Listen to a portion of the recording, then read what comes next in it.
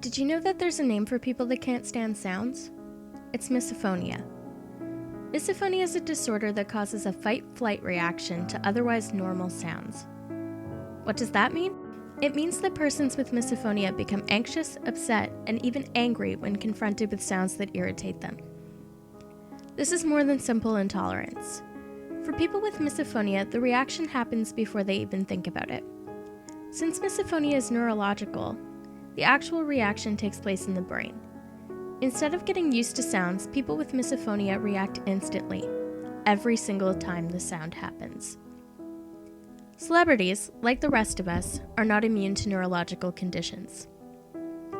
The following are 4 well-known celebrities or famous persons that have either self-identified with misophonia or shown signs of having the disorder that were later discovered. Kelly Ripa. Actress and TV host Kelly Ripa has been most vocal about her struggles with misophonia.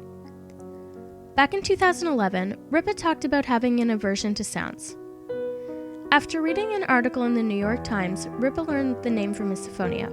According to 2020, she feels like she turns into the Hulk when she hears a trigger sound. One of them is chomping or slurping or gulping. I tend to be almost distracted by what's being said by the sound. If you could stop eating the marshmallows for a minute. It could be as simple as just swallowing, the sound of swallowing. We all feel annoyance, Right. but this is something different. Well, I think that my gut reaction is to yell, but I control that. One of the interviewers asked her about how she handles live cooking segments, and Ripa said it can sometimes get dicey. But because people take a bite at the same time, she's usually okay. Kelly Osbourne. It seems cruel and ironic that a singer and daughter of legendary Ozzy Osbourne is sensitive to sounds.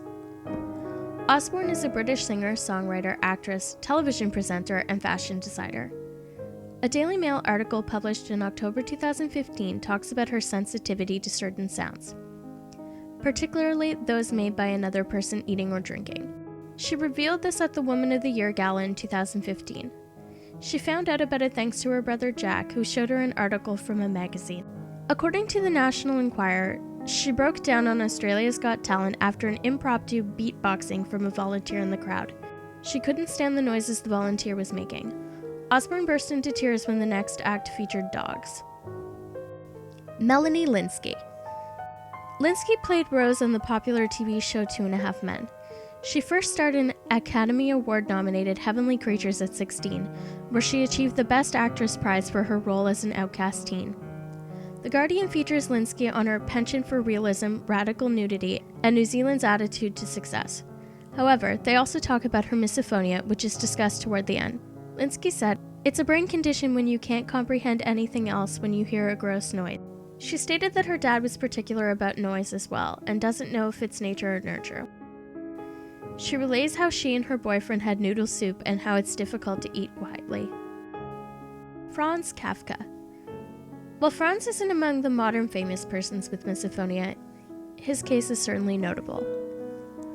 According to an article on Northwestern University, 20th century novelist Franz Kafka struggled to filter out competing sensory information while focusing on the creative project at hand.